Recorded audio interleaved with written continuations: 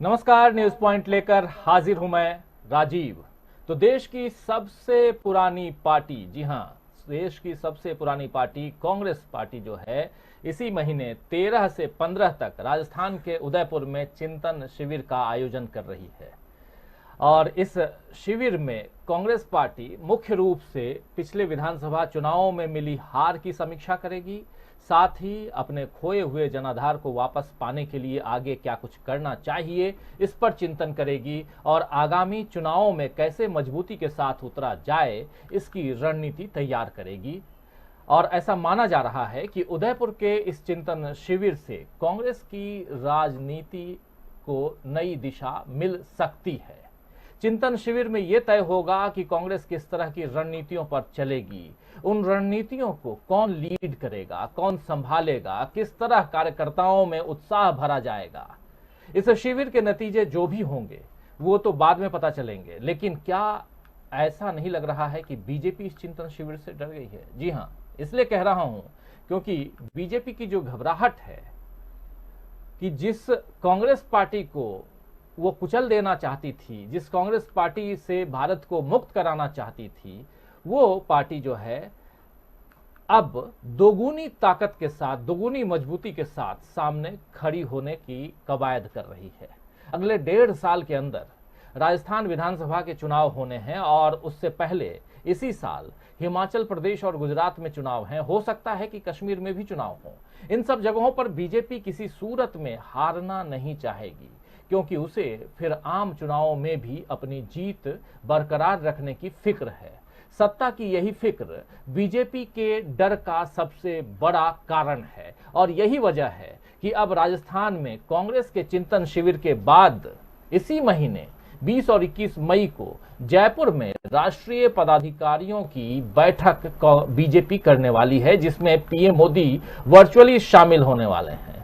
इस बैठक में आगामी विधानसभा चुनावों के साथ साथ देश की वर्तमान राजनीतिक स्थिति और संगठन यानी बीजेपी का जो अंदरूनी संगठन है, उस संगठन को मजबूत करने की रणनीतियों पर चर्चा बीजेपी करेगी। बीजेपी की इस पहल से समझ में आता है दोस्तों कि उसे कांग्रेस से अब भी डर लगता है, क्योंकि ऐसी बैठक तो बीजेपी शासित किसी भी राज्य में हो सकती थी, मगर राजस्थान ही क्यों? राजस्थान ही बीजेपी ने क्यों चुना, ये सोचने और समझने वाली बात है।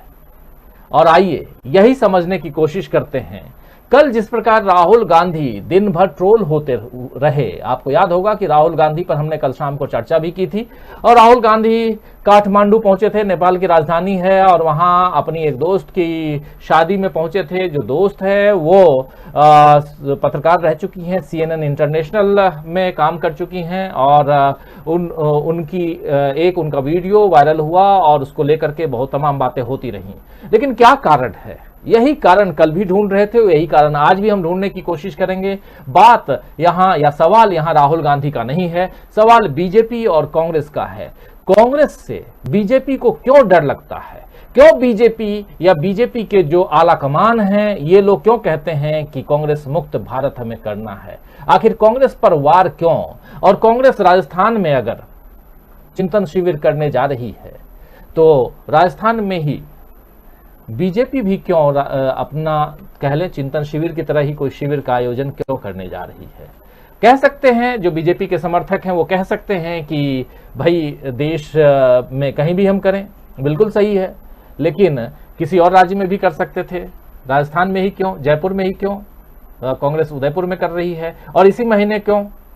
तो बहुत सारे सवाल हैं। इस क्यों का जवाब ढूंढने की हम आज कोशिश करेंगे, और उस जवाब को ढूंढने में हमारी मदद करने के लिए इस वक्त 5 वरिष्ठ साथी हमारे साथ जुड़े हुए हैं, 5 वरिष्ठ पत्रकार जुड़े हुए हैं। आइए सबसे आपका परिचय करवाऊं। हमारे साथ देखिए 5 वरिष्ठ साथी हैं। डॉक्टर दीपक पाचपोर, अमलेंदु उपाध्याय जी, दीपक जी हमारे पॉलिटिकल एडिटर, अमलेंदु उपाध्याय जी हमारे ऑनलाइन एडिटर, और साथ में धनंजय कुमार जी सीधे मुंबई से जुड़े हुए हैं हमारे साथ, सुनील शुक्ला जी हमारे साथ जुड़े हुए हैं, और आज पहली बार हमारे साथ जुड़े हैं जावेद भाई जी हैं, जावेद जमालुद्दीन जी, जो सीधे हमारे साथ मुंबई से जुड़े हुए हैं और वरिष्ठ पत्रकार हैं, कई सारे अलग अलग मीडिया संस्थानों में काम करने का एक लंबा अनुभव है, जैसे हमारे तमाम दूसरे साथियों का है। उसी तरह से आज उनकी बातों को भी हम सुनेंगे यहाँ पर दोस्तों, और समझेंगे, जानेंगे कि क्या कुछ देश में चल रहा है, देश की जो राजनीतिक या सियासी हालात हैं वो कैसे हैं, और क्यों कांग्रेस के सामने बीजेपी बार बार आने की कोशिश करती है, जबकि बीजेपी इस वक्त देश पर शासन कर रही है पिछले 8 साल से। तो और कांग्रेस बैकफुट पर है, चुनाव दर चुनाव, जितने चुनाव होते गए हैं, मैक्सिमम चुनाव कांग्रेस हारती चली गई है। इस वक्त मात्र 2 ऐसे राज्य हैं जहां कांग्रेस जो है वो पूर्ण रूप से सरकार में है। एक राजस्थान है जहां चिंतन शिविर करने जा रही है, और दूसरा छत्तीसगढ़ है जहां पर भूपेश बघेल की सरकार है, यानी कांग्रेस की सरकार। तो आखिर क्यों डर लगता है बीजेपी को कांग्रेस से? आइए ढूंढते हैं। तो दोस्तों, इन सवालों के साथ हमारे साथ 5 साथी मौजूद हैं, और साथ में आप तमाम दोस्त साथी शुभचिंतक जो जुड़े हुए हैं, आप सबका इस्तकबाल करता हूं, स्वागत करता हूं इस कार्यक्रम में। और जैसा जानते हैं आप कि ये कार्यक्रम 1 वे नहीं बल्कि 2 वे होता है। इस कार्यक्रम में आप भी अपने विचारों को, अपनी बातों को कमेंट बॉक्स में रख सकते हैं, लिख सकते हैं, अपने सवाल आप यहां रख सकते हैं। कोशिश करूंगा कि कुछ एक सवाल जो है यहां आप लोगों के मैं ले पाऊं, रख पाऊं। तो आगे बढ़ें और सीधा धनंजय जी आपके पास आना चाहूंगा। कांग्रेस करने जा रही है चिंतन शिविर, और इस शिविर के बाद सीधे बीजेपी भी अपना एक शिविर का आयोजन कर रही है जयपुर में। क्या कुछ कहेंगे आप इस मसले पे? और यहीं से शुरुआत करते हैं। ओपनिंग कमेंट आप लोगों का चाहता हूं, आप पांचों के थोड़ा शॉर्ट में आप लोग बताएंगे, फिर आगे बढ़ेंगे धीरे धीरे। मैं चाहता हूं कि कम से कम 3 बार आप सबके पास आऊं, और इसके लिए थोड़ा शॉर्ट में आप लोग बात अपनी रखिए। माफी के साथ ये बात मैं आप लोगों तक पहुंचा रहा हूं। प्लीज धनंजय जी। चिंतन शिविर कांग्रेस कर रही है, बहुत अच्छी बात है। और चिंतन शिविर इसलिए भी होना चाहिए कि कांग्रेस जो है एक ऐसी विचारधारा की पार्टी है जो मध्यमार्गी है, जो एक्सट्रीमिस्ट नहीं है। और आज जो देख रहे हैं पिछले 8 वर्षों से देश की जो हालात है, जो महंगाई को लेकर के या निजीकरण को लेकर के या सांप्रदायिक माहौल को लेकर के, जिस तरह से बिगड़ा हुआ माहौल है पूरे देश में, लग रहा है कि पता नहीं क्या हो रहा है, जिससे लगता है 47 में पहुंच गया है। तो ऐसे माहौल में कांग्रेस की जिम्मेदारी बनती है कि वो देश को एक सही दिशा दे, लीडरशिप में, पॉलिटिक्स में। और बीजेपी ने जिस तरह से एक धमा चौकड़ी मचा रखी है, क्योंकि जो एक हमने जिस तरह से आजादी के बाद देश की राजनीति को देखा, या देश के समाज को जिस तरह से लीड किया राजनीति, जिस तरह से जो दिशा दी समाज की या राजनीतिक दिशा दी गई, उसमें कांग्रेस का सोच था, उसमें गांधी का सोच था। और उसमें यह था कि जैसा विवेकानंद ने भी कहा था कि ये देश जो है, जब धर्म संसद में प्रवचन देने गए थे, अपनी बात रखने गए थे भारत की तरफ से, तो उन्होंने क्या कहा था कि दुनिया में भारत एक ऐसा देश है जहां दुनिया भर के लोग जो पीड़ित है, सताए हैं, वो आकर के यहाँ रह सकते हैं। वो चाहे पारसी हो या दूसरे धर्म के लोग हो, तो सारे लोग यहाँ रह सकते हैं। एक मानवतावादी देश है हमारा हिंदुस्तान, जो पिछले 8 वर्षों में हम देख रहे हैं कि किस तरह से देश को एक अलग दिशा में लेके जाया गया है, और कहा जा रहा है कि ये देश केवल हिंदुओं का है। तो ऐसी परिस्थिति में कांग्रेस ने इतना संघर्ष के बाद जिस देश को सौहार्द वाले वातावरण में लाके खड़ा किया था, वो वापस पटरी से उतार दिया गया देश को। तो कांग्रेस की एक जिम्मेदारी है कि कांग्रेस अपने भीतर एक विचार करे, और कांग्रेस के भीतर जो एक संगठन के तौर पे जो कमजोरी दिख रही है, हम देख रहे हैं कि पिछले 8 वर्षों में बीजेपी ने जिस तरह से हर जगह अपनी जीत निर्धारित की है, या कांग्रेस को एकदम बैकग्राउंड में धकेल दिया, पृष्ठभूमि में धकेल दिया है, या हाशिए पर धकेल दिया है। तो ऐसा जो माहौल बन गया, लग रहा है कि जैसे बीजेपी का कोई विकल्प नहीं है, इस तरह का माहौल बन गया है। मोदी जी का कोई विकल्प नहीं है, जबकि विकल्प जो है इस देश में लोकतंत्र की जब हम बात करेंगे तो विकल्प हमेशा जनता होती है, कोई राजनीतिक पार्टी नहीं होती है। तो कांग्रेस को एक बार खड़ा होना पड़ेगा देश के लिए, और ये कहना पड़ेगा कि अपने भीतर जो उनके जो असंतोष है, उस असंतोष को खत्म किया जाए। और जो एक पार्टी लेना चाहती है, जिस लीड को लेना चाहती है, जिस लीग को लेना चाहती है, उस लीग को सही तरीके से, सुनियोजित तरीके से प्लान करे और उसको जनता तक अपना एजेंडा पहुंचाए। ये कांग्रेस के लिए जरूरी है। इसलिए जरूरी है कि ये चिंतन शिविर में कुछ ऐसी बातें हो जिससे एक नई दिशा राजनीति की तय हो सके। नई दिशा तय हो सके और इसी के लिए चिंतन शिविर पर चिंता बीजेपी को क्यों पड़ रही है, ये समझने की भी कोशिश हम यहां कर रहे हैं। सुनील शुक्ल जी, क्या कहेंगे आप चिंतन शिविर से होते हुए? बीजेपी जो है 20-21 तारीख को उसी राजस्थान में अपना शिविर करने जा रही है, जिसमें वर्चुअली प्रधानमंत्री नरेंद्र मोदी भी वहां उस सम्मेलन को संबोधित करने वाले हैं। राजस्थान में चुनाव अगले साल, अगले 1.5 साल बाद होना है। उसके साथ साथ छत्तीसगढ़ में भी है, मध्य प्रदेश में भी है। इन राज्यों में अगले साल चुनाव है अक्टूबर-नवंबर में। उससे पहले बीजेपी के सामने कई चुनौतियां हैं। इन चुनौतियों में लेकिन कांग्रेस शासित राज्य पर फोकस, और हम लोग ये भी देख रहे हैं सुनील जी की लगातार अभी जो भी सांप्रदायिक तनाव की बातें हो रही हैं, कल भी हुई, ये सब राजस्थान से ऐसी तस्वीरें ज्यादा आ रही हैं। क्या एक फोकस्ड राज्य के रूप में राजस्थान को लाकर खड़ा करने की कोशिश हो रही है? यहीं से जरा आपका चिंतन मैं सुनना चाहता हूं। देखिए, भारतीय जनता पार्टी की चिंता स्वाभाविक है राजस्थान को लेकर के। पिछले जितने भी उपचुनाव हुए हैं राजस्थान में, सब में भारतीय जनता पार्टी को बुरी तरह से हार का सामना करना पड़ा है राजस्थान में।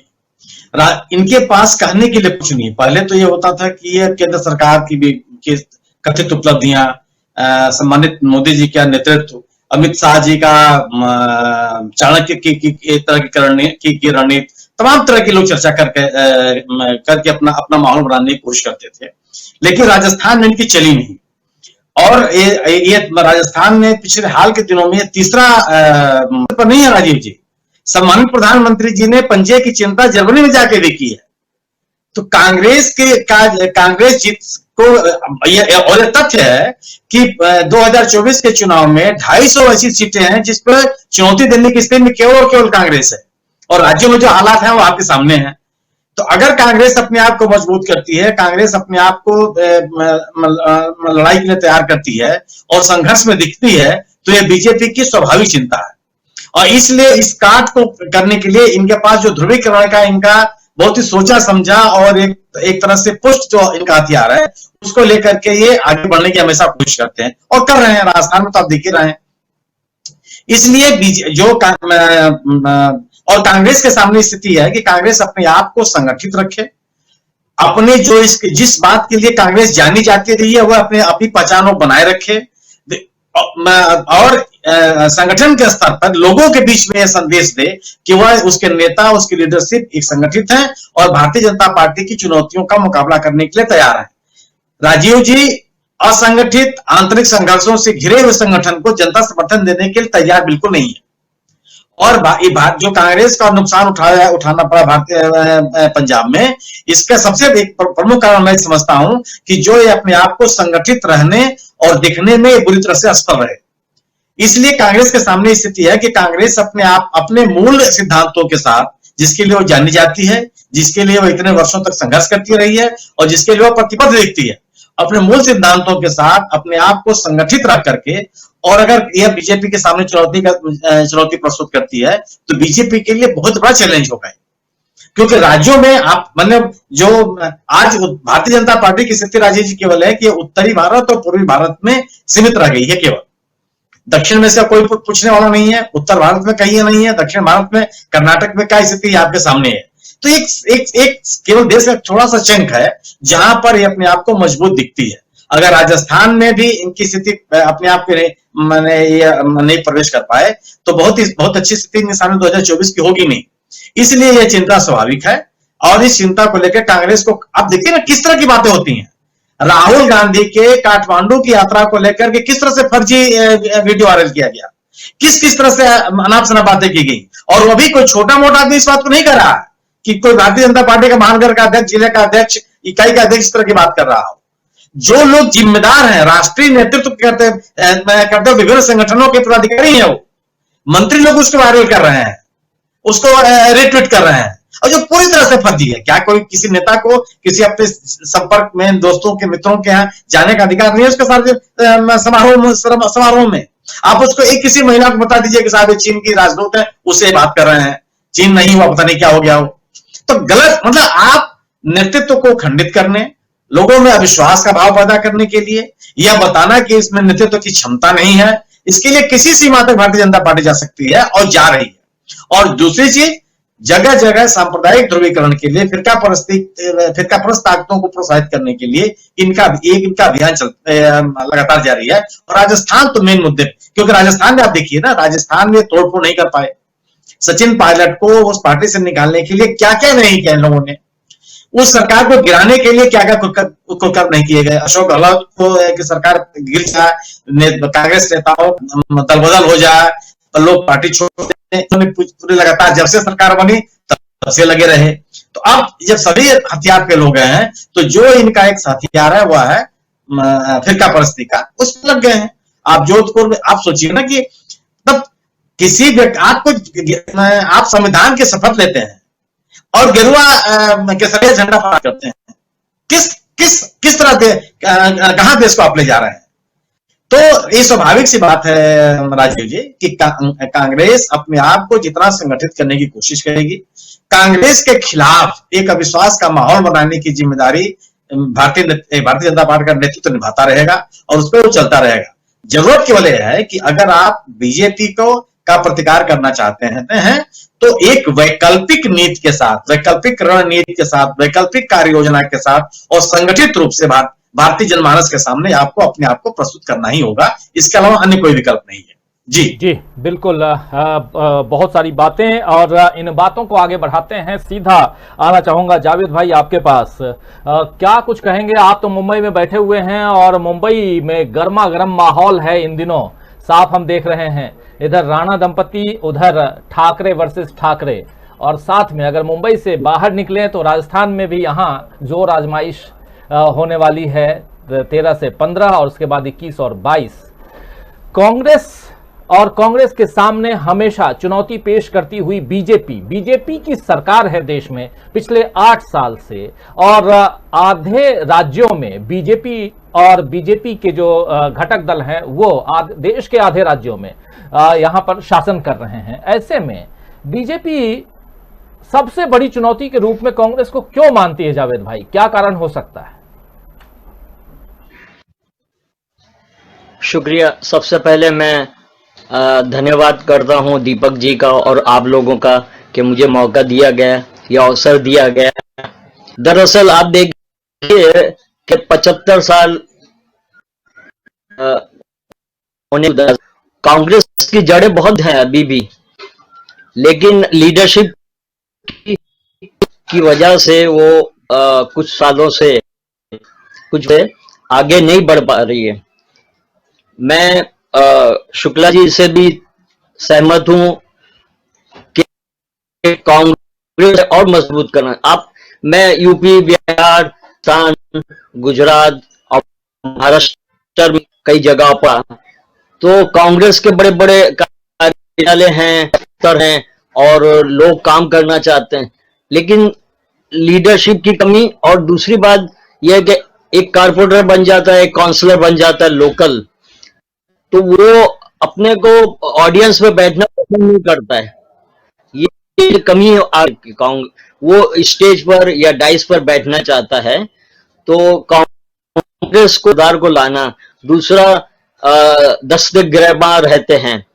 अब आप देखिए पंजाब में क्या हुआ, 4-5 महीने में आप लीडरशिप चेंज करेंगे तो कहां से दूसरा लीडर खड़ा होगा।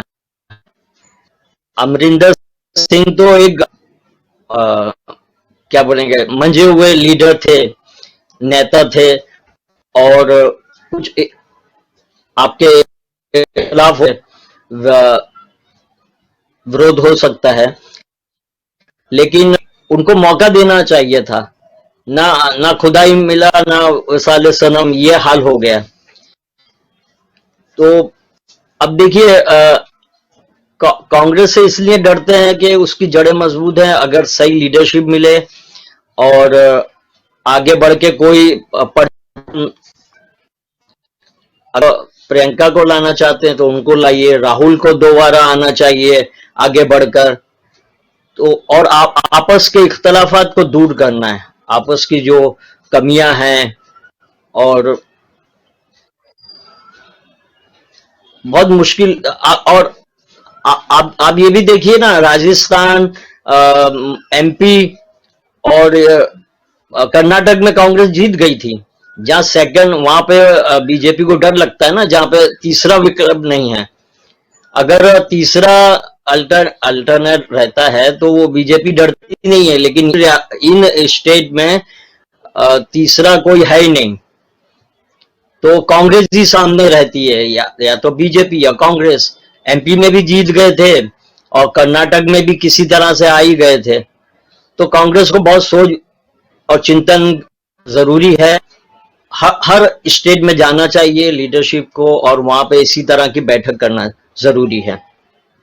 शुक्रिया जावेद भाई। बिल्कुल। और तीसरे विकल्प की बात आप कर रहे हैं, बहुत ही मौजूद सवाल, मौजूद बात यहां रख रहे हैं आप, इसलिए भी क्योंकि जहां जहां तीसरा विकल्प है, मौजूद है, वहां बीजेपी फायदे में नजर आती है, और जहां तीसरा विकल्प नहीं है, और उन राज्यों का जिक्र आप कर भी रहे हैं जिसमें राजस्थान भी है, जिसमें छत्तीसगढ़ भी है, जिसमें मध्य प्रदेश भी है, ऐसे राज्य जहां पर तीसरी पार्टी नहीं, और वहां पर बीजेपी के लिए बड़ी चुनौती बनकर के कांग्रेस आती है। अमलेंदु उपाध्याय जी, और क्या इसी कारण अब आम आदमी पार्टी को एक तीसरे विकल्प के रूप में खड़ा किया जा रहा है, या खुद खड़ा हो रही है आम आदमी पार्टी? क्या कहेंगे? बहुत सही सवाल, बहुत सही बात यहां पर जावेद भाई उठा करके लाए हैं, और वो उस पर चर्चा तो जरूरी भी है।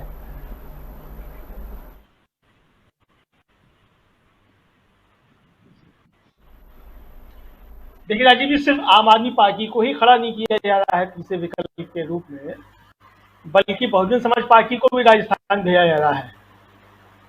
तो राजस्थान में बहुजन समाज पार्टी, हालांकि बीच में कुछ विधायक आए थे चुन करके, फिर वो कांग्रेस में शामिल हो गए थे, लेकिन उत्तर प्रदेश में दुर्गति होने के बावजूद जो है, अब बहन जी ने ऐलान कर दिया है कि उनके भतीजे जो है आकाश आनंद, वो वहां का इंचार्ज होंगे राजस्थान के, और वहां वो जाके चुनाव लड़ेंगे।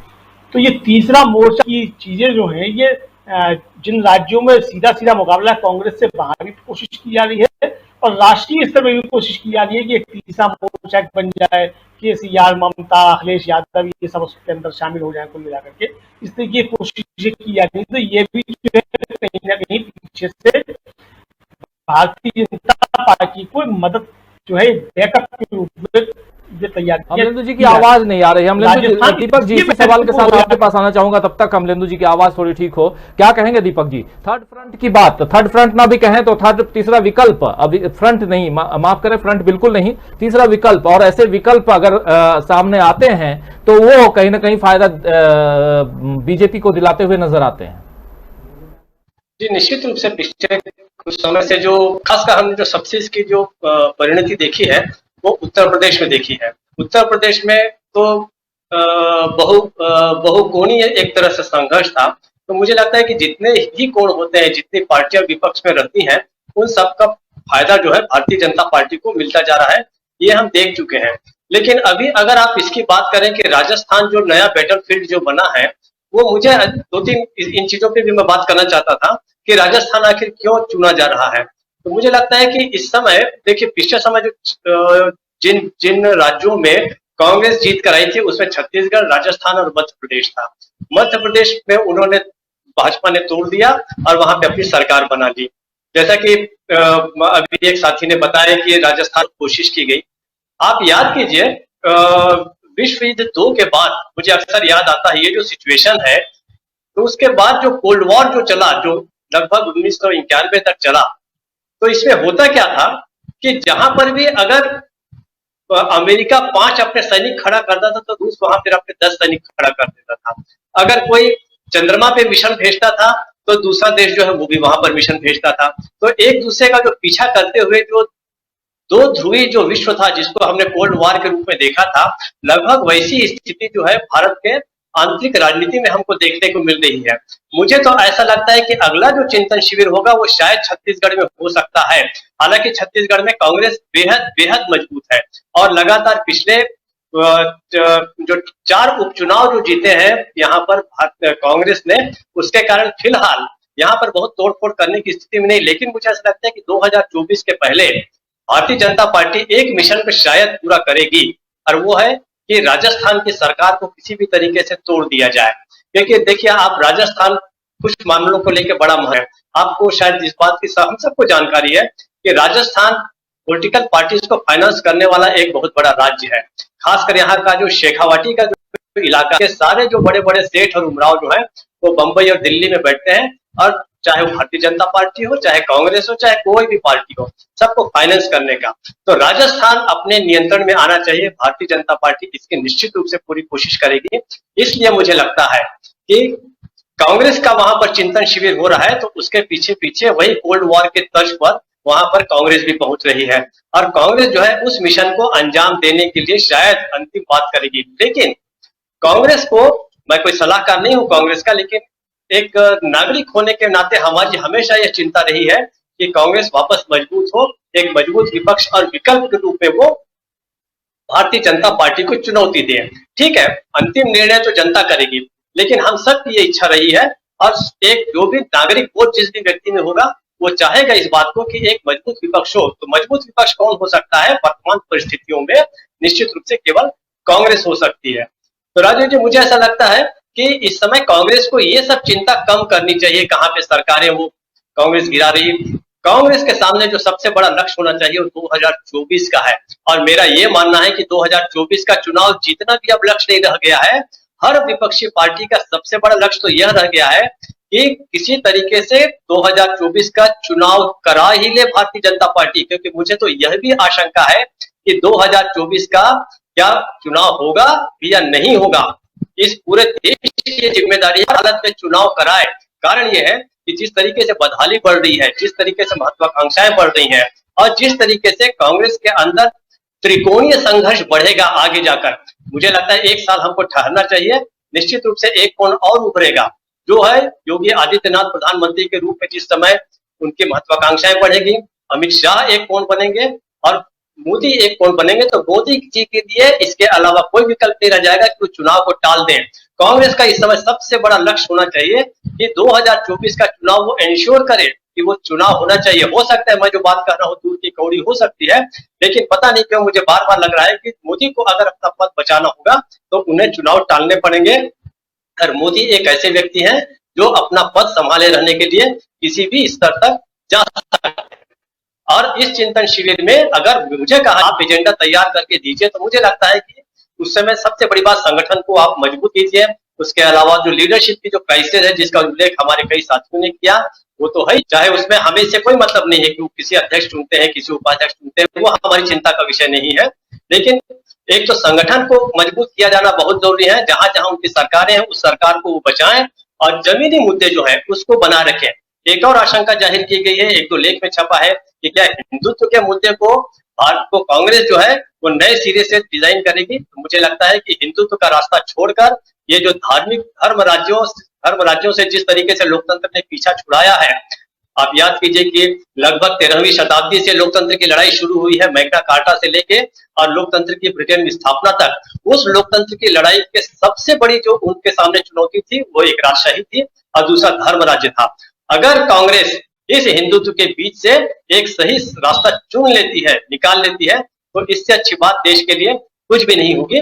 मुझे लगता है कि इन चीजों को गांधी जैसा धैर्य उसे वापस लाना पड़ेगा और नेहरू जैसी बुद्धिमत्ता लानी पड़ेगी और वल्लभ भाई पटेल जैसा साहस रिवाइव करना पड़ेगा, रिगेन करना पड़ेगा। तभी कांग्रेस के लिए इस चिंतन शिविर का कोई फायदा है, वरना वह एक रूटीन बनकर रह जाएगा। राजीव जी, चिंतन शिविर की बात कर रहे हैं और हिंदुत्व की आप बात कर रहे हैं। धनंजय जी, क्या आपको लगता है कि कांग्रेस को हिंदुत्व की राह पर जाना चाहिए? देखिए, अभी जो है आखिर में खास करके जो दीपक भाई ने कहा बहुत महत्वपूर्ण बात कही। गांधी, नेहरू और सरदार पटेल तीनों का जिक्र किया। अब थोड़ा सा पीछे ले जाऊंगा, थोड़ा सा जरा सा लंबा बोलूंगा मैं।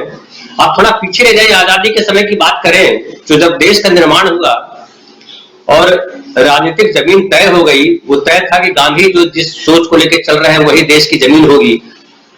और हमारे हिंदू संस्कृति भी यही चाहती है। हमारे हिंदू संस्कृति में कभी किसी को रोका नहीं गया। आदिम काल से आप देख लीजिए, जब पारसी आए या दूसरे लोग आए, मुस्लिम आए या मुगल आए या हून आए या जो भी आए, सब केवल आक्रांता बन के नहीं आए, यहाँ पे रहे बहुत लोग, चूंकि यहाँ अपनी कई सारी विसंगतियां थी। लेकिन देश की आजादी के बाद जो राजनीति तय हुई उसमें गांधी की हत्या के बाद नेहरू पर बड़ा बुरा असर पड़ा उसका। फिर पटेल लेकिन थे, पटेल ने बड़ी ताकत से नेहरू को डिफेंड किया कई जगहों पे, लेकिन पटेल की डेथ के बाद कहते हैं कि नेहरू जो है बिल्कुल अकेले पड़ गए अपनी पार्टी में, और उनकी अपनी पार्टी के लोग जो कांग्रेसी थे उनके पास भी हिंदूवादी चेहरे ज्यादा थे। कांग्रेस में खुद हिंदूवादी चेहरा ज्यादा थे, तब आरएसएस इतना ताकतवर नहीं था, लेकिन कांग्रेस के भीतर ही इतने लोग थे जिनको लग रहा था कि हिंदू का वर्चस्व यहां होना चाहिए। उनके मन में कहीं ना कहीं भाव था, हालांकि गांधी के फॉलोअर थे इसलिए दूसरी बात थी। तो ये जो माहौल था वो आज देखिए वही फिर से माहौल बना हुआ। और अगर जो कांग्रेस का चिंतन शिविर है, इसमें अगर आप कहते हैं कि हिंदुत्व पे चर्चा करेंगे, तो मुझे लगता है फिर से वो अपने पांव पे कुल्हाड़ी मारने वाली बात होगी, जैसा बीच में हुआ। नेहरू जी के समय की बात करें तो 1948-49 में अगर जाएं आप, तो बाबरी मस्जिद और जो राम जन्मभूमि का पूरा केस हुआ था, इस पे तो किताब भी आई हुई है, तो उसको आप पढ़ेंगे तो देखिए नेहरू उसमें किस समय कितने अकेले पड़ गए थे। और एक था कि वो चाह रहे थे धर्मनिरपेक्ष राष्ट्र का निर्माण चाह रहे थे, जहां सब लोगों को के लिए जगह हो। सोमनाथ मंदिर के जीर्णोद्धार पे जहां वो बात कर रहे थे नेहरू के ऐसा नहीं किया जाना चाहिए, राजेंद्र प्रसाद को रोक रहे थे। वैसी स्थिति में फिर से अगर हम जाते हैं उस दिशा में, कांग्रेस फिर बेसिकली भटकाव वहीं से शुरू हुआ। उसके बाद फिर देखिए कि राजीव गांधी ने जो किया, राजीव गांधी के दौरान जो उसका कहते हैं कि जिन निकाल दिया आपने, राम जन्मभूमि बाबरी मस्जिद का विवाद जो शुरू हुआ और उसमें आपने ये किया, वहां से कांग्रेस पार्टी कमजोर होती चली गई और बीजेपी मजबूत होती चली गई। तो अगर हिंदुत्व के एजेंडे को वापस आप छेड़ते हैं, किसी भी लेवल पे छेड़िएगा, वो बहुत खतरनाक जगह है। तो आप मध्य मार्ग अपनाइए। जैसे मैं बड़ा अच्छा मानता हूं, दो जगह को उदाहरण दूं आपको, एक बिहार की बात करूं और एक महाराष्ट्र की बात करूं। तो बिहार में देखिए कि अब जो है राजद तेजस्वी यादव जो है परशुराम जयंती मनाने चले गए, और नीतीश कुमार जो बीजेपी के साथ चल रहे हैं वो ईद मना रहे हैं, ईद में सेवैया खा रहे हैं। तो ये जो है ये संतुलन जो जिस तरह से नीतीश कुमार ने कायम किया, या महाराष्ट्र में देख लीजिए कि महाराष्ट्र जो है अखाड़ा बना हुआ है पिछले कुछ दिनों से, और खास करके बीजेपी ने जिस तरह से आगे किया राज ठाकरे को कि हम जो है उतने ही जोर से बजाएंगे हनुमान चालीसा, उसको किस तरह से ये सरकार ने डाइल्यूट किया पूरे आतंक को, या कहिए कि पूरा जो एक लग रहा था पता नहीं क्या होगा।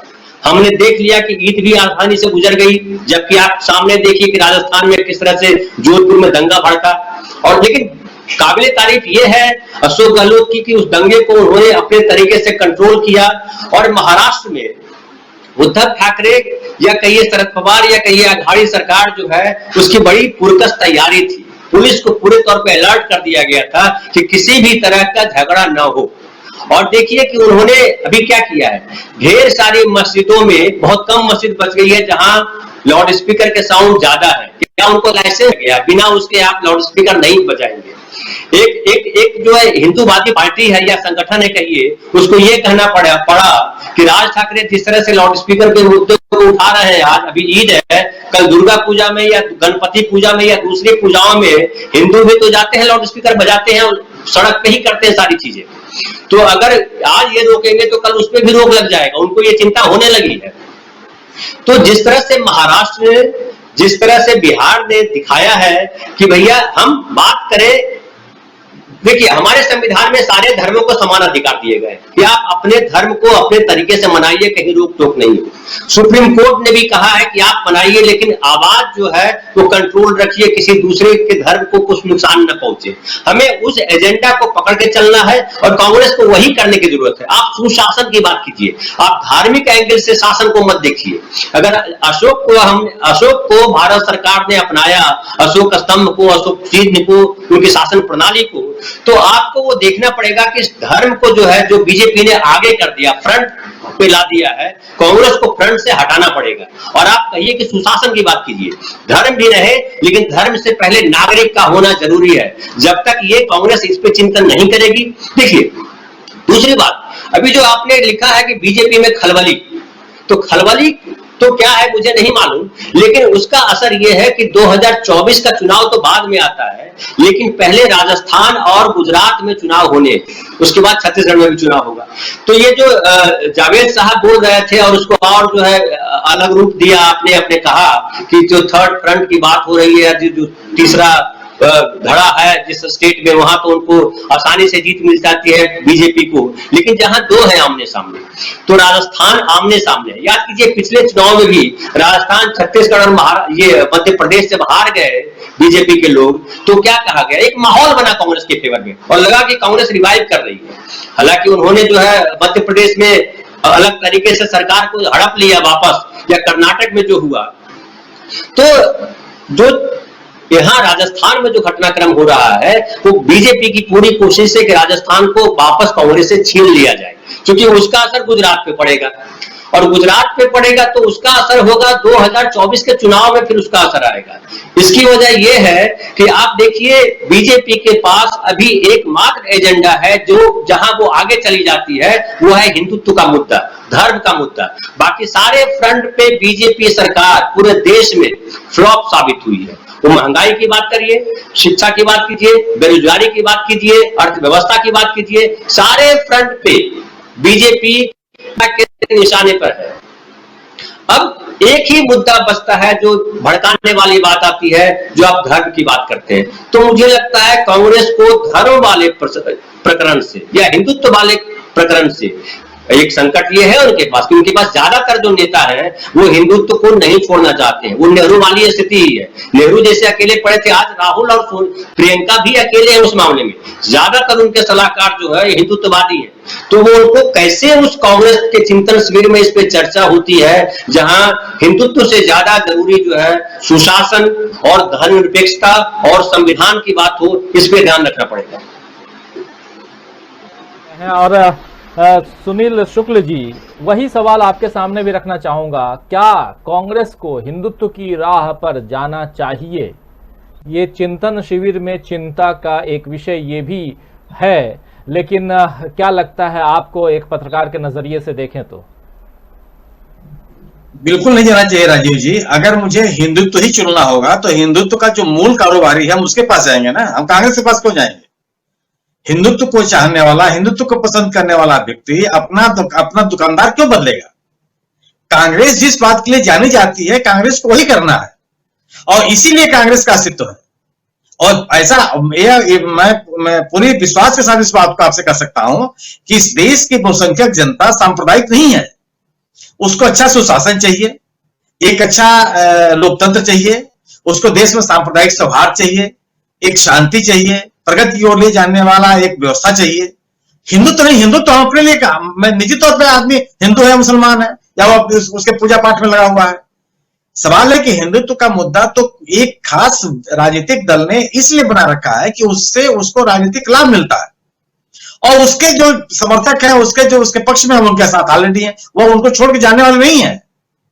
हम कांग्रेस के सामने केवल है कि आप अपने जिन लोकतांत्रिक मूल्यों के लिए कांग्रेस जानी जाती है, जिस सांप्रदायिक सौहार्द के लिए जानी जाती है, जिस मानवीय मूल्यों के लिए जानी जाती है, उन मूल्यों को लेकर के कांग्रेस को चलना पड़ेगा, और उस पे अपने आप को अधिक दिखाई पड़ना पड़ेगा कि नहीं हम इस पे कायम है।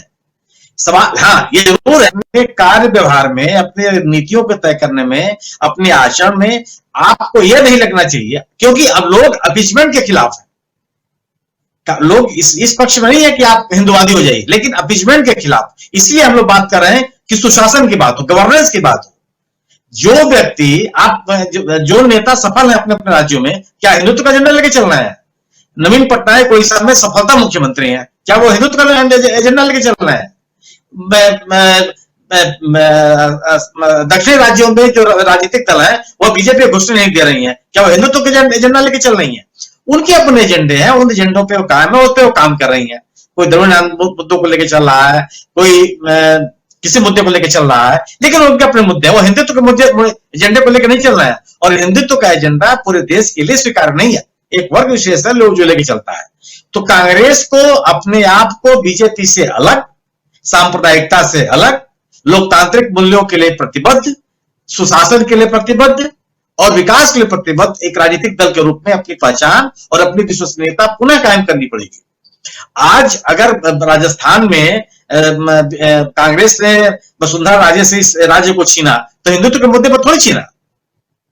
इस सब वजह कि आप गवर्नेंस देने में आप विफल रहे, आपने लोगों को केवल बांटने का काम किया, लोगों में घृणा फैलाने की कोशिश की और लोगों ने इसको स्वीकार नहीं किया। राजस्थान एक शांतिप्रिय राज्य माना जाता रहा है और अगर हिंदुत्व का ही मुद्दा चलता तो सोचिए ना कि उपचुनावों में राजीव जी कई सीटों पर बीजेपी तीसरे नंबर पर चली गई। इसीलिए ये उन राजनीतिक दलों को प्रोत्साहित करने की कोशिश कर रहे हैं जिससे वोटों का बंटवारा हो। जैसे राजस्थान में बहुजन समाज पार्टी क्या कर पाएगी? आज दलित अपने आप को बहुजन समाज पार्टी के हाथों छलावा महसूस कर रहा है। इनके पास लोग नहीं, करेंगे क्या? ये कुछ नहीं कर सकते राजस्थान में। इसलिए राजस्थान की इनमें और राजस्थान में निश्चित रूप से अशोक गहलोत और सचिन पायलट की जो जोड़ी है कांग्रेस के पास, एक प्रभावशाली जोड़ी। इसको ही कांग्रेस को प्रोत्साहित करके अपने दल, हाँ ये जरूर है कि इनको अपने दल को संगठित रखने की जिम्मेदारी बहुत बड़ी है। अगर इन्होंने या लोगों में बिखराव का संदेश गया तो आप यकीन मानिए बिखरे हुए लोग नेतृत्व को स्वीकार करने के लोग तैयार नहीं है। एक वैकल्पिक नेतृत्व को स्वीकार करने तैयार है जिसमें एकता हो, एकजुटता हो और कार्य करने की प्रतिबद्धता हो। मैं नहीं मानता कि आप हिंदुत्व को एजेंडे की तरफ बढ़ करके कांग्रेस अपना भला कर पाएगी। जब हम मान लेंगे कि दोनों व्यापारी एक ही सामान बेचते हैं तो निश्चित रूप से जो मूल व्यापारी है उसके पास रहे, उसी के पास ही बने रहेंगे। हम कोई उससे हटने वाला नहीं है। लोगों को विकल्प की तलाश है। इसीलिए आप सोचिए ना कि मैं जैसे उत्तर प्रदेश का मैं आपको उदाहरण दूं तो 11 करोड़ मतदाताओं में से केवल 3 करोड़ लोगों ने भारतीय जनता पार्टी को मतदान किया। तो जो बीजेपी के को मत देने वाले और कभी मत देने वाले लोगों की संख्या बहुत ज्यादा है इस देश में। जरूरत केवल है कि उनको संगठित करने की। इसलिए मैं आपसे कहता हूं कि आज यह पार्टी केवल केवल पूर्वी और कुछ हिंदी बेल्ट में सीमित होकर आ गई है। और वहां भी जबरदस्त आक्रोश है लोगों के मन में। लोग चाहते हैं कि उनके सामने विकल्प आए और यही कारण है कि भारतीय जनता पार्टी कांग्रेस नेतृत्व के ही ऊपर प्रहार करती है कि इनकी विश्वसनीयता न कायम होने पाए। इनको संदेह के निगाहों से देखा जाए, इनको गैर जिम्मेदार नेतृत्व के रूप में इनको परिभाषित किया जाए। इसलिए इनकी छोटी छोटी बातों को बड़े पैमाने पर दिखाया जाता है कि देखिए ऐसा कर रहे हैं वैसा कर रहे हैं। तो आप एक नेतृत्व देने में आप अक्षम हैं, आपके पास कोई वैकल्पिक नीति नहीं है, आपके पास कोई वैकल्पिक कार्य योजना नहीं है, गवर्नेंस के लिए आपके पास कोई तरीका नहीं है। यही बात बीजेपी बार बार कांग्रेस के लिए कहेगी। कांग्रेस कभी नहीं कहेगी कि आप हिंदुत्व के एजेंडे को छोड़ दिए। यह जरूर कहेगी कि आप इम्पीचमेंट की बात करते हैं। इस इम्पीचमेंट की बात पे आज तक इम्पीचमेंट वाली बात पे न ये राजस्थान सरकार के ऊपर आरोप साबित हो पाया न छत्तीसगढ़ सरकार के ऊपर आरोप साबित हो पाया। इसलिए मेरा अपना मानना है कि कांग्रेस जो देश के लोगों को चाहिए, बहुसंख्यक देश भारतवासी अपने आप को सांप्रदायिक नहीं कराना चाहता, सांप्रदायिकता से मुक्त रहना चाहता है। वो कभी नहीं चाहे। आप हर आदमी इस देश में शांति चाहता है। शांति कैसे बनेगी? क्या घृणा से बनेगी? दोनों संप्रदायों के बीच में बिखराव पैदा करके बनेगी? और क्या शांति के अभाव में किसी देश के विकास की आप बात कर सकते हैं? क्या संभव ही नहीं है। और जब विकास नहीं होगा तो आप सोचिए कि आने वाला जनरेशन, आने वाली वो जाएगा कहां? चाहे स्वदेश में हो चाहे विदेश में हो। आप सोचिए ना, मतलब आप सोचिए कि जिस बात की आपको हवा दी जा रही है, बर्लिन में कितना विरोध रहा मोदी जी का। हम आप उसको देखिए, इंटरनेशनल एजेंसी जो कवर कर रही है किस बात के लिए? कि हम जो लोकतांत्रिक मूल्य हैं, जो मानवाधिकार के मूल्य हैं, सभी देश के सभी वर्गों के प्रति हमारा जो दोहरा रवैया है, जो हमारे संवैधानिक मूल्य है, उनके प्रति जो हमारे मन में गिरावट आई है, इसको लेकर के पूरी दुनिया में हमारी आलोचना हो रही है। तो कोई भी देशवासी, हमारा देश, अगर हम देश के प्रति हमारे मन में लगा हुआ है, हमारी जो बॉन्डिंग है अपने देश के प्रति, वो किस बात के लिए? एक सुशासन के लिए। हम जिस देश में रह रहे हैं, हम उस देश में रह रहे हैं जहां हम सुरक्षित हैं। हम उस देश में रह रहे हैं जहां भाईचारा है। हम उस देश में रह रहे हैं जहां संविधान की कीमत है, संविधान के प्रति सभी लोगों की आस्था है। तो क्या संविधान में आस्था रखने वाला आदमी दो संप्रदायों के बीच में मतभेद की बात करेगा? बिल्कुल नहीं करेगा। तो विकल्प की बात करने वाले लोगों के लिए, कांग्रेस की तरफ देखने वाले लोग, अगर आप उसी हिंदुत्व की बात करेंगे तो उनके मन में निराशा होगी, और वह लोग अगर निराशा बढ़ी तो यह देश के लोकतंत्र के लिए बहुत ही घातक होगा। जी राजीव जी। के लोकतंत्र के लिए घातक होगा। प्रधानमंत्री नरेंद्र मोदी 3 दिनों की 3 देशों और 3 दिवसीय यात्रा से अब आज वापस लौटेंगे, और फ्रांस में थे इससे पहले। आज फ्रांस की यात्रा, उससे पहले डेनमार्क और उससे पहले जर्मनी, एक दिन की यात्रा। और अभी जिक्र कर रहे थे सुनील शुक्ल जी कि जर्मनी में कैसे प्रधानमंत्री नरेंद्र मोदी का विरोध हुआ। जर्मनी के कल भी मैं बता रहा था कि डॉचे वेले जो जर्मन रेडियो है, जर्मन सरकार के द्वारा फाइनेंस्ड है, वो सरकारी मीडिया है, और उसके संपादक ने जो कुछ लिखा कि 14 सूत्री जो बातें हुई हैं, जो दोनों देशों के बीच जो पैक्ट होना है, उसकी बात तो यहाँ बताई जाएगी, जो प्रेस कॉन्फ्रेंस करने की बात हो रही थी। लेकिन भारत की तरफ से कहा गया है, इंसिस्ट किया गया है कि सवाल ना लिए जाएं। इसी बीच एक और भी रैंकिंग आई है, जो कि ग्लोबल मीडिया की रैंकिंग होती है, जिसमें आप मीडिया को कितनी स्वतंत्रता है आपके देश में, और उसमें भारत पिछले साल 142वें नंबर पर था, और इस बार और गिर करके 150वें नंबर पर चला गया है।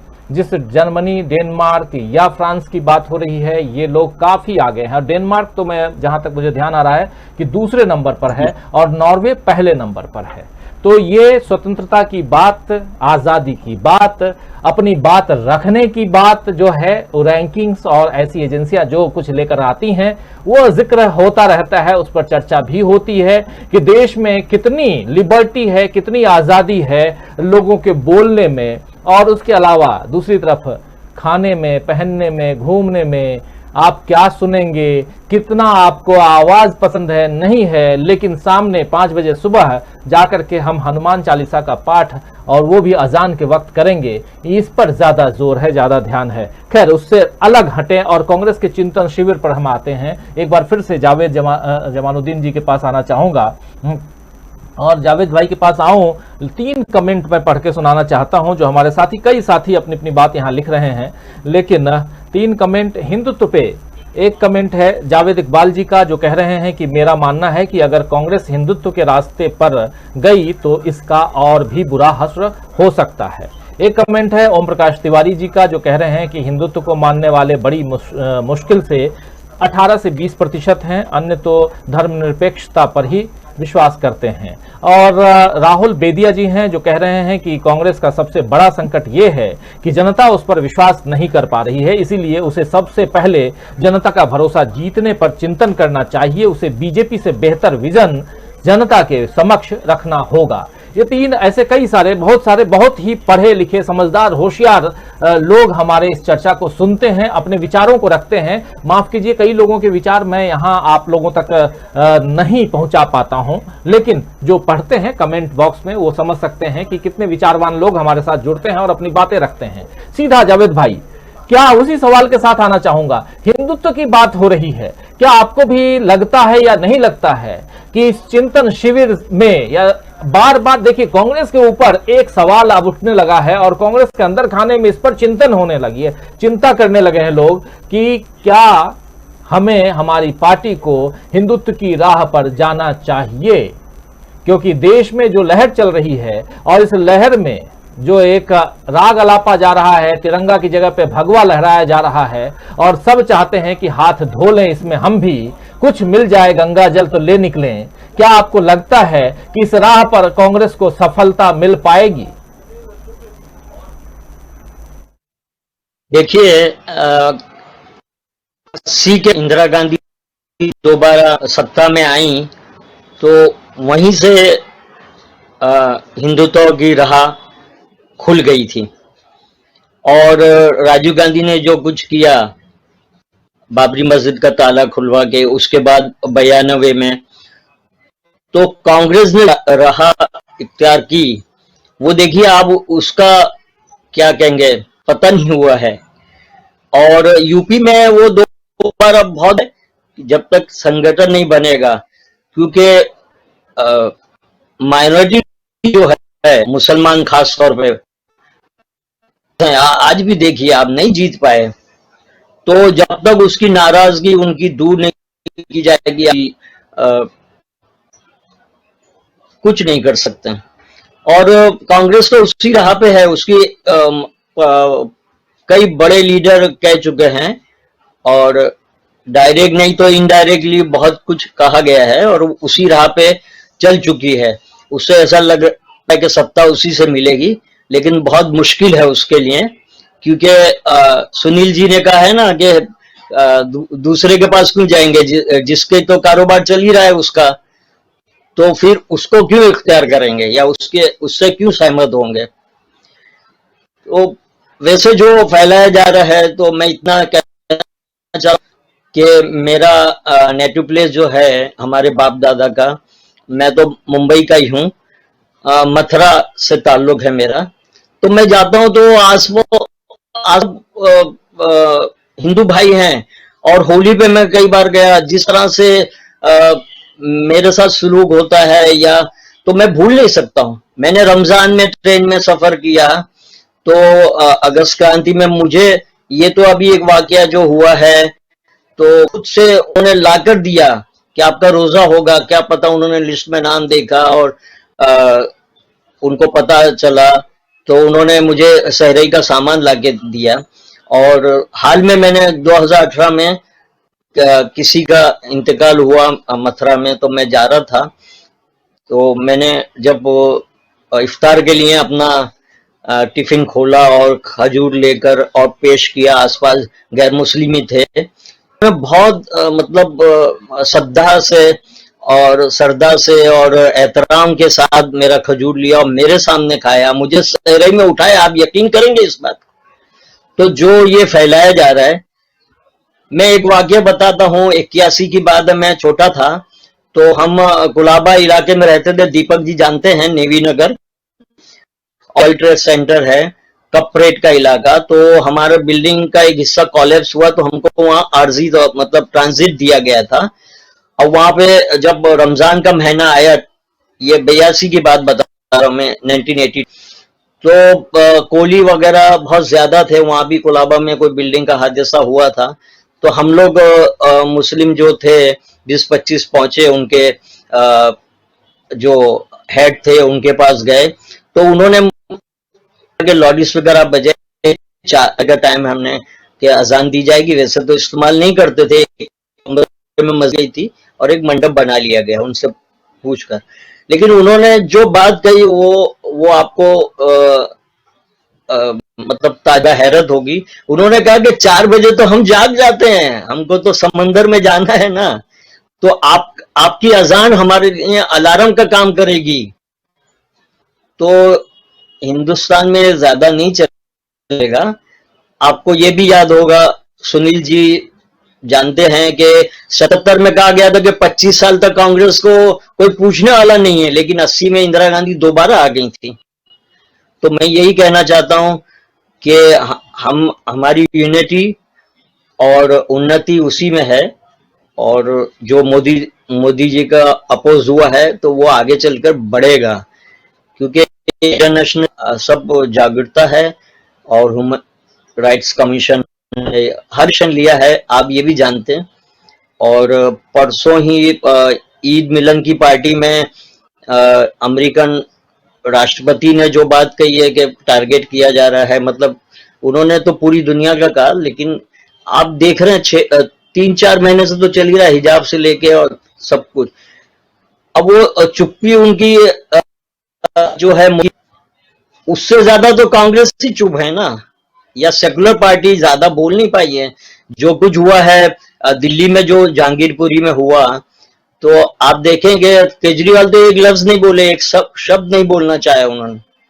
लेकिन मैं बहुत उम्मीद से हूं और मुझे उम्मीद है कि फ्यूचर में, भविष्य में ये सब तब्दीलियां आएंगी और हम वैसे ही रहेंगे। मैं मथुरा जाऊंगा तो उसी तरह ब्रिजवासी की मिठाई लाऊंगा, मुझे बहुत खुशी होगी। शुक्रिया। जी, जावेद भाई बिल्कुल सही कह रहे हैं आप, और इसी उम्मीद पर दुनिया टिकी हुई है। और हमारा जो संविधान है, हमारा जो ये लोकतंत्र है, वो भी यही कहता है कि ये जो देश है, जिसका सबसे पहला, हमारे संविधान का जो पहला शब्द आप देखिए, हम भारत के लोग, तो हम सब यहाँ, हम भारत के, we the people of India, और यहीं से शुरुआत होती है हमारे कॉन्स्टिट्यूशन की, हमारे संविधान की। दूसरी बार जीत के बाद संविधान के सामने सर झुकाया था और वहां कहा था कि माइनॉरिटीज को, अल्पसंख्यक को हमको साथ लेकर चलना है। लेकिन पता नहीं फिर ये दो में भूल गए, क्या हुआ पता नहीं, वो चुप रह जाते हैं किसी भी वाकये पे। अब उनकी क्या पॉलिसी या दबाव आता है या क्या आता है। मुस्लिम देशों में बराबर जाकर बहुत अच्छी दोस्ती का राग आलापते हैं, यहाँ पे मुसलमानों के करीब नहीं आना चाहते। ये कुछ रीजन हो सकता है, मैं भी उस पर रिसर्च करना।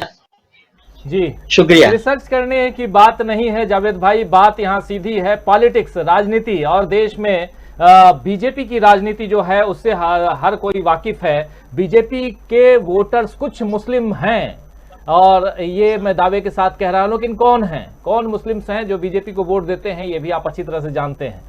तो ऐसा नहीं है कि मुसलमान वोट नहीं करते हैं, लेकिन कुछ एक पार्ट है जो करते हैं, अगर करें ना करें लेकिन सपोर्ट करते हैं किसी जगह पे। और ये इसी कारण आज मुख्तार अब्बास नकवी को आप देखिए, सैयद साहबुद्दीन इनको देखिए, साहबुद्दीन को देखिए, ऐसे कई लोग हैं, शहनवाज, माफ करें, शहनवाज को देखिए, तो ये लोग हैं जो बीजेपी में हैं। खैर, इससे इतर हम बात कर रहे हैं कांग्रेस, और कांग्रेस के सामने बीजेपी क्यों आकर खड़ी होती है, इसकी चर्चा कर रहे हैं। लेकिन कांग्रेस को समझने की कोशिश कर रहे हैं कि क्या कांग्रेस की राह, अगर हिंदुत्व के राह पर कांग्रेस आगे बढ़ती है तो फिर क्या कुछ होगा, बीजेपी क्या कुछ कर रही है। प्रधानमंत्री नरेंद्र मोदी जिस संविधान की शपथ लेते हैं, जिस संसद भवन की डेहरी पर जाकर के मत्था टेकते हैं, और उसके बाद अंदर जाकर के जो भाषण देते हैं, उनमें उन भाषणों में कितनी कटुता है, वो अगर आप सुने तो वो सब समझ में आ जाता है कि आखिर देखने या दिखाने के दांत कुछ और, खाने के दांत कुछ और अगर हो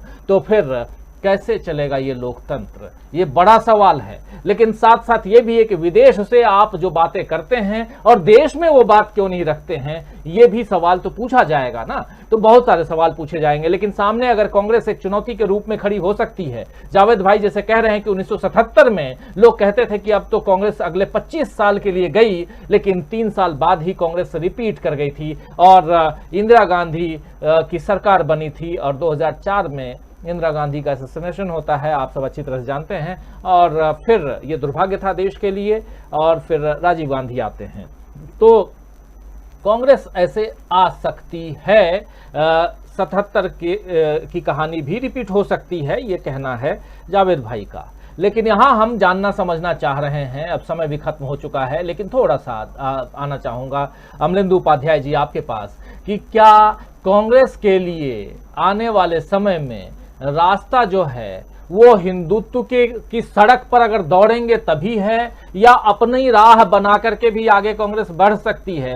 क्योंकि लगातार आप याद कीजिए, ये बात यहाँ इसलिए बार बार, क्योंकि गुजरात का चुनाव 2017 का आप याद कीजिए, उस चुनाव में सॉफ्ट हिंदुत्व, मुझे नहीं समझ में आता ये सॉफ्ट हिंदुत्व और हार्डकोर हिंदुत्व क्या है, लेकिन हिंदुत्व हिंदुत्व है, मैं ये मानता हूं। लेकिन सॉफ्ट हिंदुत्व का नारा दे करके जनेऊधारी हमारे राहुल गांधी बन करके ये बताने की कोशिश की गई थी कि मैं भी हिंदू हूं, जो उनके ऊपर ठप्पा कभी क्रिश्चियन, कभी मुसलमान, कभी और किसी गैर का लगाया जाता था।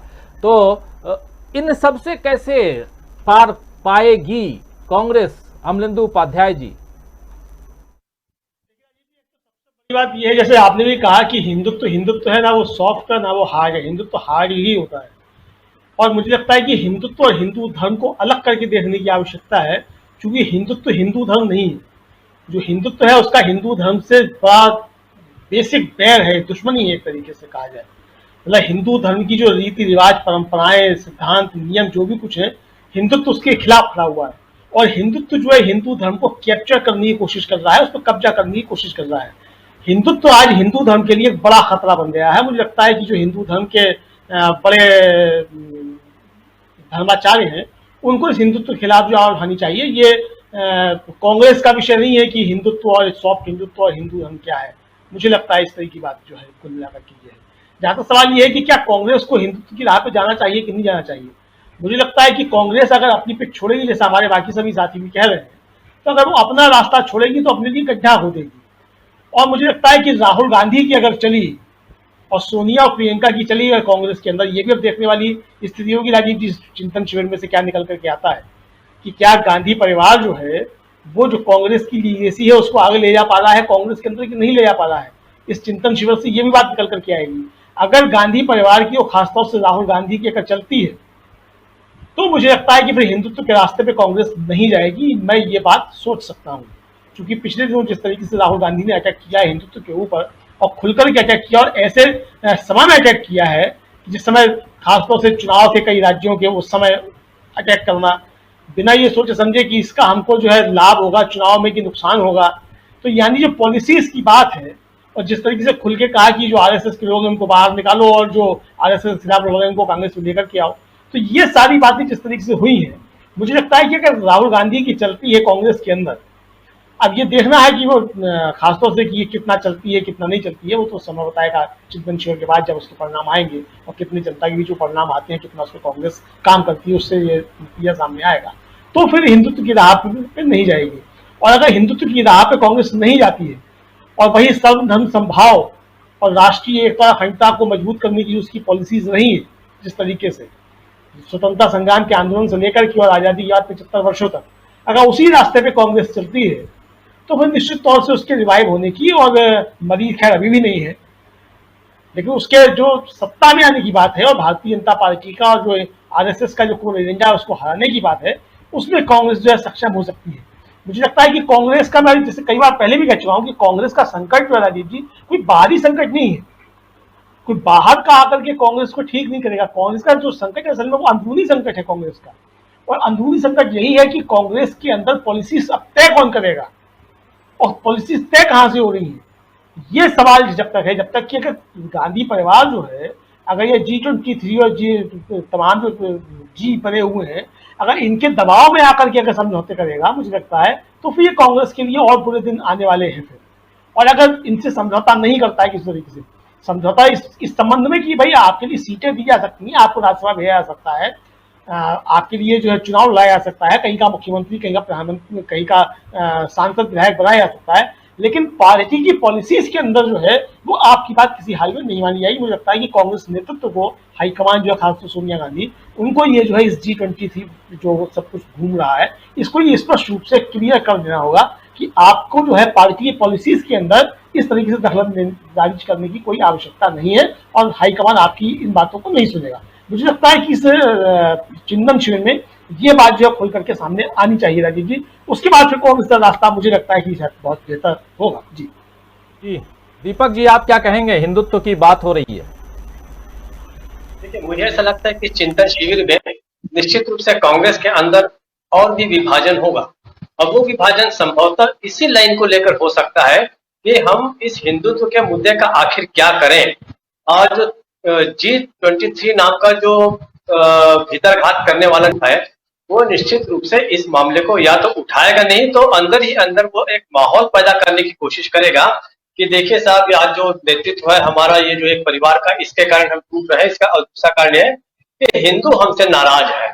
ये संभवतः हो सकता है, लेकिन मुझे ऐसा लगता है कि कांग्रेस को इस समय अपनी अंतिम लड़ाई लड़नी चाहिए, निर्णायक लड़ाई लड़नी चाहिए, और इसके लिए हो सकता है कि उसको लंबा इंतजार करना पड़े। आप याद कीजिए कि कांग्रेस की स्थापना 1885 में हुई और आजादी उसको मिली या पूरे देश को मिली वो 1947 में मिली। इतना लंबा संघर्ष है, लगभग 60-65 सालों का। दूसरा उदाहरण आप देखिए, दक्षिण अफ्रीका में 1912 में अफ्रीकन नेशनल कांग्रेस की स्थापना होती है और उसको आजादी कब जाके मिली? 1994 में मिली। मैं ये नहीं कहता कि कांग्रेस की जो लड़ाई है वो किसी तरीके से किसी उपनिवेश के खिलाफ है, लेकिन मैं ये मानता हूं कि अभी की जो लड़ाई है, ये पूरे देश की लड़ाई है, ये उतनी ही महत्वपूर्ण है जितनी 1947 या 1857 की लड़ाई थी। उस समय हम राजनीतिक रूप से आजाद तो हो गए हैं, लेकिन जिस गुलामी की ओर हम बढ़ रहे हैं इसकी कल्पना अभी तक लोगों को शायद पूरी तरीके से नहीं है, खासकर भारतीय जनता पार्टी के उन समर्थकों को भी नहीं है जो इस समय 110 रुपए 115 रुपए क्या कहते हैं कि 200 रुपए का भी हमें पेट्रोल मिलेगा तो हम ले लेंगे। तो उन्हें इस बात की कल्पना नहीं है। आप सोचिए कि आखिर जर्मनी में जाने पर मोदी का क्यों विरोध हुआ? क्योंकि जर्मनी ने की जो परिणति है उसको देखा है, उन्होंने देखा है कि कैसे आप किसी एक वर्ग के खिलाफ नफरत पैदा करते हैं तो पूरे विश्व को वो अपने लपेटे में ले सकता है। तो अगर इसलिए हमें भी इस नफरत को रोकने के लिए एक कोई ऐसा लीडरशिप हमें चाहिए, कोई एक ऐसी पार्टी को चाहिए। लेकिन मेरा अपना मानना है कि अगले साल, 1.5 साल, 2 सालों में भारत भयानक बदहाली से गुजरेगा। उस बदहाली में अगर अराजकता होती है तो उसमें कोई एक ठीक से लीड करने वाला एक अनुभवी संगठन चाहिए, और वो अनुभवी संगठन अगर कोई हो सकता है तो कांग्रेस ही हो सकती है। मुझे नहीं पता उसमें लीडरशिप कौन करेगा, चाहे राहुल करे या वो हमारा चिंता का फिर से हम कहते हैं कि कोई विषय नहीं है इस मायने में अगले साल, अगले कुछ समय। लेकिन हाँ, कांग्रेस को लंबा धैर्य रखना पड़ेगा और इस तरीके के छोटे विवादों में उसे नहीं जाना चाहिए कि वो हिंदुत्व में जाए। आर्थिक मुद्दों को पकड़ कर रखे, वो जाए, वो देखे कि मनरेगा का काम कहाँ अच्छा हो रहा है, स्वास्थ्य सेवाओं को लेकर वो काम करे, जो हमारी जमीनी मुद्दे हैं। मुझे बड़ा आश्चर्य होता है कि हमारे छत्तीसगढ़ में ही कांग्रेस इतना बढ़िया परफॉर्मेंस कर रही है, क्यों नहीं उसको देश के सामने लाया जाता है एक बहुत अच्छे ढंग से। क्या आप यकीन करेंगे कि इस समय जो रैंकिंग आई है 0.6% की बेरोजगारी दर जो है छत्तीसगढ़ में है, और उसकी सर्वश्रेष्ठ रैंकिंग है। कांग्रेस लोगों को बताए कि जहां जहां बीजेपी की सरकारें हैं वहां देखिए, हरियाणा उसमें नंबर 1 है, 24% की बेरोजगारी है। इस आंकड़ों को क्यों नहीं सामने लाया जा रहा है? मुझे लगता है कि कांग्रेस को धैर्य रखना पड़ेगा, जैसे मैंने भी कहा कि महात्मा गांधी जैसा धैर्य होना चाहिए, और उस धैर्य को रखते एक लंबी लड़ाई के लिए उसको फिर से तैयार होना पड़ेगा। और मुझे ऐसा लगता है कि दुनिया को और देश को फिर से कोई एक नेतृत्व कर सकता है, कम से कम देश को तो कांग्रेस कर सकती है। इसलिए इस चिंतन शिविर को बेहद सावधानी पूर्वक अपना एजेंडा सेट करना होगा। थोड़ा भी बिगड़े तो मुझे लगता है कि यही कहूंगा कि एक पुराना गाना था कि ये रास्ते हैं प्यार के, चलना संभल संभल के। तो मैं कहता हूँ ये रास्ते हैं हिंदुत्व के, बहुत ही चलना संभल संभल के। राजीव जी, रास्ते हैं हिंदुत्व के, चलना संभल संभल के, बिल्कुल सही कह रहे हैं। और लेकिन इससे इतर रास्ते हैं प्यार के, और दौड़ जाइए बिल्कुल, लेकिन प्यार का रास्ता बनाइए। तो यहाँ हमारे देश में जो स्थिति अभी है, और खासकर ईद से पहले जो परिस्थितियाँ बनाई गई थी, जो बनी हुई थी, उन परिस्थितियों से इतर आज हम चर्चा कर रहे हैं जो कुछ आगे होने वाला है, और उसमें भी चिंतन शिविर कांग्रेस का, और उसमें कांग्रेस आगामी चुनावों पर अपनी रणनीतियां तैयार करेगी। और दूसरी तरफ बीजेपी भी कांग्रेस के आगे जब आती है तो डरी सहमी हुई नजर आती है, इसलिए क्योंकि कांग्रेस का एक अपना वजूद है और कांग्रेस का अपना एक इतिहास है, और उस इतिहास को अगर खंगालते हैं तो बहुत बड़े बड़े नेता दिखाई देते हैं, और शायद इसी से बीजेपी को डर लगता है। और एक बहुत सही बात अभी दीपक जी ने कही कि छत्तीसगढ़ में सरकार कांग्रेस की है, और वहाँ सबसे कम बेरोजगारी दर है, और सबसे ज़्यादा बेरोजगारी जो है वो हरियाणा में है, जहाँ पर बीजेपी की सरकार है। तो आप समझ सकते हैं, ये अब कांग्रेस को देखना है कि अपना प्रचार प्रसार वो कैसे करे। मीडिया का हाल क्या हो रखा है कांग्रेस अच्छी तरह से जानती है, और ऐसे में मीडिया में अपनी जगह कैसे ले और सुरक्षित करे, ये कांग्रेस को देखना है। हम लोग कांग्रेस के नुमाइंदे नहीं हैं, लेकिन देश में जो कुछ चल रहा है और उसके लिए जो अच्छा है वो आपके सामने रखना, जो बुरा है वो भी बताना, उससे देश दुनिया को अवगत कराना हमारा काम है। इस चर्चा को यहीं समाप्त करना चाहूंगा। इस चर्चा में हमारे साथ पांचों हमारे साथी जी, धनंजय जी कुछ जोड़ना चाह रहे हैं? ताकि बाइंड अप ही है, 2 लाइन में बोलूं कि जो हिंदुत्व की बात है उसको तो छोड़िए, कांग्रेस को जो अल्पसंख्यक और बहुसंख्यक का जो स्केच खींचा गया है इसको भी खत्म करना पड़ेगा, इस पे बात नहीं करनी पड़ेगी। अपीजमेंट की जो बात आती है वो इसीलिए आती है कि आप अल्पसंख्यक की बात करने लगते हैं। आपको दरअसल अब एक चक्र जो है पूरा हो गया है कि जब समझिए कि जब देश आजाद हुआ था तो नेहरू जी ने इफ्तार पार्टी शुरू की थी, और लगा था कि मुसलमान डरे हुए हैं, यहाँ उनको उस तरह से प्यार मिलना चाहिए। फिर लाल बहादुर शास्त्री ने इफ्तार की राजनीति को खत्म कर दिया था, फिर इंदिरा गांधी ने वापस उसको शुरू किया जो आज तक चल रहा है।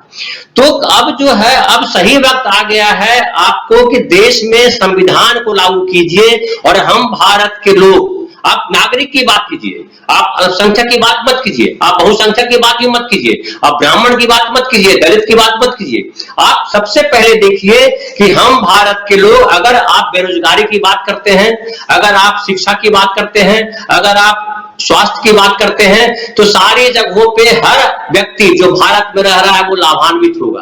तो इस एजेंडे को जब तक कांग्रेस लेकर के नहीं बढ़ेगी, फिर वही वो दुष्चक्र में फंस जाएगी। इसलिए जरूरी है कांग्रेस के लिए कि वो संविधान को पकड़े इस बार, और हिंदुत्व हो या अल्पसंख्यक हो, इससे इतर हट करके वो हम भारत के लोग नागरिक पर बात करें और संविधान पे बात करें। नागरिक, संविधान, हम भारत के लोग, इस पर बात करें। कांग्रेस अपने एजेंडे को सेट रखे, और कांग्रेस का एजेंडा आज सेट करने की जरूरत नहीं है, बहुत पुराना सेट है और उस पर वो चले। राह भटकाने वाले बहुत लोग आ जाएंगे, और भटकाने के लिए सबसे बड़ी पार्टी जो रूल कर रही है वो तो बैठी ही कांग्रेस के आगे, जो कहती है कांग्रेस मुक्त भारत का नारा देती है। तो इसलिए ये समझना होगा कांग्रेस को, कांग्रेस के नेताओं को, कांग्रेस के आला कमानों को, इन लोगों को समझना होगा। खैर, इस चर्चा को और आगे बढ़ाएंगे, बाद में फिर चर्चा करेंगे, क्योंकि अभी 13 से लेकर 15 तक कांग्रेस का चिंतन शिविर है, और उसके बाद फिर आगे बीजेपी क्या कुछ करती है उस पर भी चर्चा होगी, क्योंकि 20 और 21 को बीजेपी जयपुर में शिविर करने वाली है। तो ये सारी चीजें होती रहेंगी और चर्चा हम करते रहेंगे। आज इस चर्चा को यहीं विराम देना चाहूंगा। हमारे साथ 5 साथी मौजूद रहे, धनंजय जी, सुनील शुक्ल जी, जावेद जमालुद्दीन जी, और साथ में दीपक पाचपोर जी और अमलिंदु उपाध्याय जी। आप पांचों को बहुत बहुत धन्यवाद देता हूं, बहुत शुक्रिया अदा करता हूं कि आप लोग जुड़े। और साथ में हमारे तमाम साथी, जैसे राम नारायण मेघवाल जी लिख रहे हैं कि आर्थिक मुद्दा ही कांग्रेस को बीजेपी पर जीत दिलाएगा। मोहम्मद खलील लिख रहे हैं कि Rajiv ji, mister Modi has exposed completely on Hindutva, they playing only on religion and कट्टरवाद on our globally reputation going down. ये कह रहे हैं एनआरआई डेस्क मोहम्मद खलील कह रहे हैं। फिर ऐसे मोहम्मद शरीफ हैं जो कह रहे हैं दीमक भी 24 घंटे काम करती है, पर उसके काम करने से विकास नहीं विनाश होता है, अंदर ही अंदर खोखला कर देती है। जी हाँ, बिल्कुल सही कह रहे हैं। तो दोस्तों, ये बातें होती रहेंगी। आज इस कार्यक्रम को समाप्त करना चाहूंगा। कल शाम 7 बजे फिर मुलाकात होगी, कुछ खबरों के साथ, कुछ ऐसे ही वरिष्ठ पत्रकारों की टोली के साथ में, और साथ में आप तमाम दोस्त साथी शुभचिंतक जो जुड़ते हैं और अपनी बातों को रखते हैं, आप सबका इंतजार रहेगा। बहुत बहुत शुक्रिया अदा करना चाहता हूं, बहुत धन्यवाद देता हूं कि आप लोग जुड़े इस कार्यक्रम को। आपने इस कार्यक्रम में जुड़ करके शोभा बढ़ाई आपने। अगर पसंद आया आपको ये कार्यक्रम तो प्लीज इसे शेयर कीजिए और अपने दोस्तों तक पहुंचाइए। और अगर आपने हमारे चैनल को सब्सक्राइब नहीं किया है तो सब्सक्राइब भी जरूर कीजिए, और देखते रहिए, हमारे साथ जुड़े रहिए। डीबी लाइव देखिए। नमस्कार, गुड नाइट, शुभ रात्रि, शब बखैर।